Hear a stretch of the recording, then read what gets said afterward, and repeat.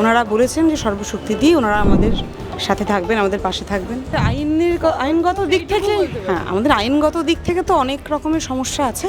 দলীয় ঝান্ডা ছেড়ে যদি আমাদের পাশে এসে দাঁড়াতে চান তারা অবশ্যই আসতে পারেন, এবং সেই কারণেই 16 তারিখ আপনারা দেখেই থাকবেন যে সবাই এসেও ছিল। মোহাম্মদ সেলিম সাহেবের সাথে আমরা কথা বললাম, আমাদের যা দাবি দেওয়া ছিল এবং আমাদের যা বর্তমান পরিস্থিতি সেই সম্পর্কে তো ওনাকে সমস্ত কিছু আমরা বলেছি, এবং ওনারা বলেছেন যে সর্বশক্তি দিয়ে ওনারা আমাদের সাথে থাকবেন, আমাদের পাশে থাকবেন, এবং একটা আন্দোলনের কথা আমরা বলেছি এবং ওনারা বলেছেন যে সেটা গড়ে তুলবেন এবং আমাদের ইন্টিমেশন দেবেন, they will let us no.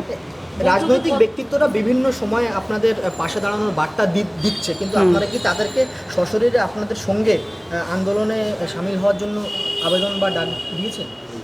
আমরা বলেছিলাম যে কেউ যদি রাজনীতির ঝান্ডা বা দলীয় ঝান্ডা ছেড়ে যদি আমাদের পাশে এসে দাঁড়াতে চান তারা অবশ্যই আসতে পারেন, এবং সেই কারণেই 16 তারিখ আপনারা দেখেই থাকবেন যে সবাই এসেও ছিল। ধিক্কার সভাতে প্রত্যেকেই এসেছিলেন এবং তাতে আমাদের কোনো আপত্তিও ছিল না, এবং সেইখানে যতটা পেরেছি আমরা তাদের সঙ্গে কমিউনিকেট করার চেষ্টা করেছি, আর বাকিটা আমরা সমস্ত জায়গাতে গিয়ে আজকে আমরা সারা দিন ধরেই এটাই করে চলেছি। সেলিমের সঙ্গে যে বৈঠক হলো কতটা আশ্বস্ত হলেন আপনি? আমরা আমাদের আইনগত দিক থেকে আমাদের আইনগত দিক থেকে তো অনেক রকমের সমস্যা আছে, তো সেই সমস্যার সমাধানটা একমাত্র কোর্টের মাধ্যমেই হবে।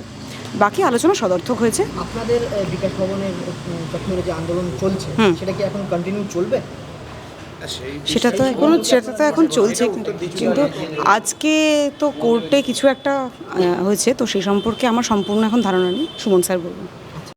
বাংলা হান্টের আরো খবর দেখতে নজর রাখুন। বাংলা খবর মানেই বাংলা হান্ট।